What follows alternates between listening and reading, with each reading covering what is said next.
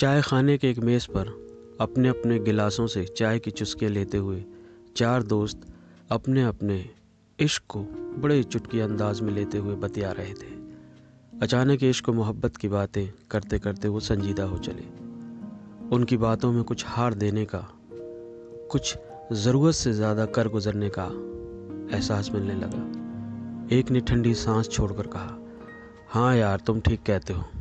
और फिर वो गालिब ने शेर कहा है ना, इश्क पर जोर नहीं है वो ये आतिश गालिब कि लगाए ना लगे और बुझाए ना बने। गांव की चौपाल में दो चारपाइयों के बीच में एक हुक्का सुलग रहा है। दो बुजुर्गों के बीच माजी, आज और मुस्तकबिल को लेकर बातें हो रही हैं। हुक्के की नशीली सी सुगंध के साथ साथ उनके अपने तजुर्बों की आंच धीमे धीमे सुलग रही थी। उस झुर्रीदार चेहरे वाले ने हुक्के का एक घूंट भरा और उसकी नली सामने वाले अधेड़ उम्र से लगने वाले व्यक्ति की तरफ थमाकर बोला, अरे भाई राजकुमार, अब के कहें यार, जिंदगी अपनी नूं ही बीत गई, पर दिल तय ऊ फांस ना निकली जो मेरे भाई ने कलेजे में गाड़ दी थी रे। गालिब चचा ने भी क्या खूब कहा है, हमको उनसे है वफा की उम्मीद जो नहीं जानते वफा क्या है। फूल सरीखे चेहरे वाली संध्या ने जब जफ़र का ख़त खोला तो उसका चेहरा मुरझा गया।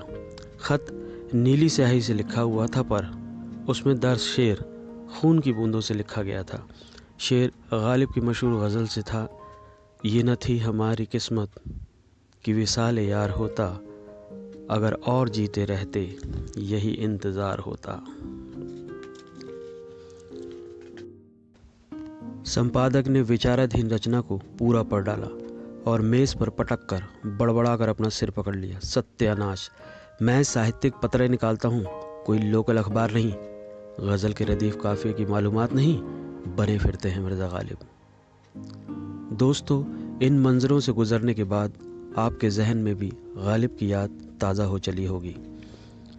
पूरा नाम था मिर्ज़ा असदुल्ला खां गालिब। गालिब ये वो शायर है, या यूं कहूँ कि वो किरदार है जो सिर्फ़ किताबों में क़ैद होकर नहीं रह गया, बल्कि हमारी ज़ुबानों, रोज़मर्रा की गुफ्तगू में, चाय खानों में, मैखानों में, चौपालों पर, कॉलेजों में, संपादकों के मेज़ों पर घूमती बातों में, महफ़िलों में तो गरीब की चुप्पियों में, बुद्धिजीवियों के जहनों में, रेलवे स्टेशन के प्लेटफार्म पर बतियाते यात्रियों में, दिल की बात जब कहना मुश्किल हो तो आसानी के लिए दोस्तों गालिब का ही कोई शेर, गज़ल या कता याद आती है। कहने का मतलब सिर्फ इतना है कि गालिब माजी से लेकर मुस्तकबिल तक इंसानी वजूद के साथ चलने वाला साया है। एक आदत बन गया है उनका नज़रिया हमारी अपनी ज़िंदगियों में। कितना अजीब लगेगा आपको, एक फिल्मी चैनल पर एक साहित्य के चिराग का जिक्र, पर इस सच्चाई से मुंह नहीं मोड़ा जा सकता कि हमारी फिल्में भी गालिब के किरदार से अछूती न रह पाई हैं। मिर्ज़ा गालिब का किरदार भारत भूषण से लेकर नसीरुद्दीन शाह तक ने निभाया है। कितने फिल्मी संवादों गीतों में मिर्ज़ा गालिब को कहा गया है। मिर्ज़ा गालिब जो हमारे बेशकीमती इतिहास की अंगूठी का एक नगीना है। आइए इस दार्शनिक व्यक्तित्व से आपका जाना पहचाना परिचय करवाया जाए। सबसे पहले सुप्रसिद्ध शायर और फिल्मी हस्ती गुलजार की एक नज़म पोर्ट्रेट ऑफ गालिब से आपका परिचय मिर्ज़ा गालिब से करवाते हैं।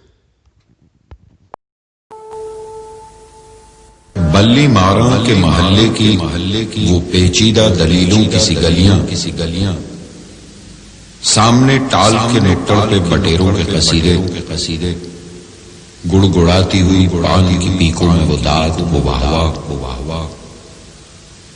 चंद दरवाजों पे लटके हुए पोसीदा से कुछ टाट के पर्दे, एक बकरी के ममियाने की आवाज और धुंधलाई हुई शाम के बेनूर अंधेरे ऐसे दीवारों से मुंह जोड़ के चलते हैं यहाँ चूड़ी वाला के कटरे की बड़ी बीज ऐसे अपनी बुझती हुई आंखों से दरवाजे टटोले। इसी बेनूर अंधेरी सी गली आसिम से एक तरतीब चराहों की शुरू होती है। एक कुरान सुखन का सफा खुलता है, असद अल्लाह खान गालिब का पता मिलता है। है ना दिल्ली के बल्ली मारान के वातावरण की महक लिए हुए इस नज़्म के बोल। दोस्तों, मिर्ज़ा गालिब का जन्म आगरा में 27 दिसंबर 1797 में हुआ। पिता व चाचा के मरने के बाद ननिहाल आगरा हुआ। 10-11 साल की उम्र में शेर कहने वाले मिर्ज़ा गालिब की शिक्षा का ठीक ठीक पता किसी को भी नहीं है, मगर उनकी रचनाओं से ही ये अंदाज़ा लगाया जा सकता है कि वो फ़ारसी ज़बान और साहित्य की गहरी सूझबूझ रखते थे। बेहद पेचीदा मगर पुख्ता मायनों व ज़िंदगी की असल शायरी करने वाले गालिब ने अपनी एक रुबाई में कुछ यूं कहा है जो उनके लिखने के अंदाज को स्पष्ट करती है। मुश्किल है जबस कलाम मेरा ए दिल, मुश्किल है जबस कलाम मेरा ए दिल, सुन सुन के उसे सुखनवरान कामिल, आसान कहने की करते हैं फरमाइश, गोयम मुश्किल वगरना गोयम मुश्किल।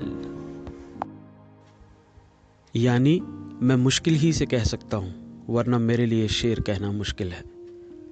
गालिब को शायरों में सबसे ऊंचा मर्तबा हासिल है, जो झेला उसे कागज़ों पर दर्ज करते रहे।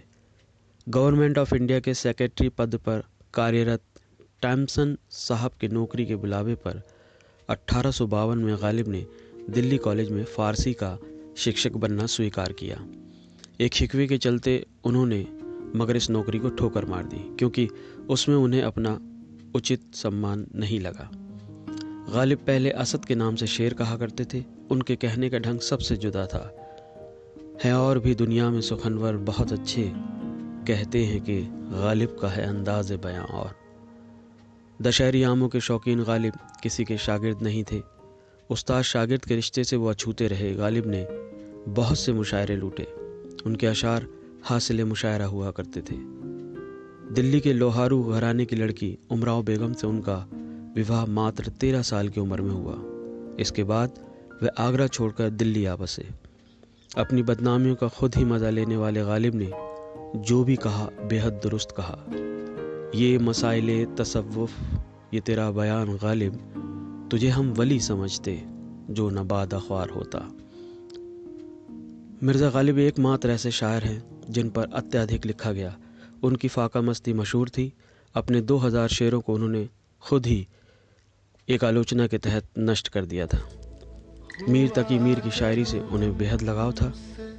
उन्हें नवाब अहमद बख्श से पेंशन मिला करती थी।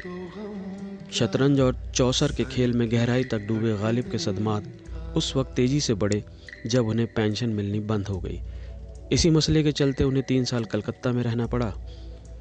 पेंशन हासिल होने तक वो कर्ज में डूब कर चुके थे। उन्होंने घर से निकलना ही बंद कर दिया था। उन दिनों का नियम था कि जिस पर डिग्री लागू होगी वे बाहर निकलने पर ही गिरफ्तार किया जा सकता। छोटे भाई पहले ही पागल हो चुके थे। गालिब की संतानों ने भी दुनिया में आंख खोलने से पहले ही दम तोड़ दिया था। फिर भी उन्होंने कहा, रगों में दौड़ने फिरने के हम नहीं कायल, जब आंख ही से न टपका तो फिर लहू क्या है। बादशाह बहादुर शाह जफ़र, जो कि खुद शायर थे, वे मिर्ज़ा गालिब से अपने अशार पर सलाह मशवरा लिया करते थे, यानी इसलाह लिया करते थे। उन्होंने गालिब को नज़्मुद्दौला दबीरुल मुल्क निज़ाम जंग की उपाधि से नवाजा था। बहादुर शाह जफ़र की मौत के बाद गालिब दिन ब दिन कर्ज़ों, हादसों, लाचारियों में घिरते चले गए। फिर ऐसा भी वक्त आया कि उनके जिस्म पर फोड़े उगने लगे, पेट में मरोड़े उठने लगी थी। 15 फरवरी सन 1869 के दिन दोपहर डले मिर्ज़ा गालिब ने इस ज़मीन पर आखिरी सांस ली। जज्बात के बागीचे का ये सुर्ख फूल हमेशा के लिए मुरझा गया। दिल्ली के बल्ली मारान में उनकी वो खंडर हवेली मुद्दतों गालिब की यादों में से सकती रही है। गली कासिम जान, जहाँ कभी गालिब के कदमों की आहट किसी गज़ल की मानिंद गुनगुनाती होगी, वहाँ आज शोर गुल, सैकड़ों दुकानों की भरमार है। वो हवेली, वो गली अपनी बेशकीमती यादों को तरस गई है। हालांकि अब इस हवेली को सरकारी संरक्षण प्राप्त हो चुका है। दोस्तों, मिर्ज़ा गालिब जैसे किरदार सदियों में एक ही बार पैदा होते हैं। ये बुज़ुर्ग निशानियाँ न सिर्फ ऐतिहासिक धरोहर हैं, बल्कि हिंदुस्तान का एक जगमगाता जेवर हैं।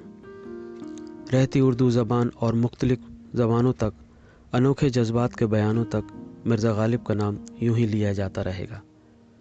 मासूम से लम्हों में कभी पलकें भीग भी जाया करती हैं इस शेर को पढ़कर, जिसे खुद मिर्ज़ा गालिब ने अपने बारे में कहा है, जिसे हमारे तुम्हारे दिलों ने बड़ी गहराई से कबूला है। हुई मुद्दत कि गालिब मर गया, पर याद आता है वो हर एक बात पे कहना कि यूं होता तो क्या होता। हुई मुद्दत के गालिब मर गया, पर याद आता है वो हर एक बात पर कहना कि यूं होता तो क्या होता, कि यूं होता तो क्या होता, कि यूं होता तो क्या होता।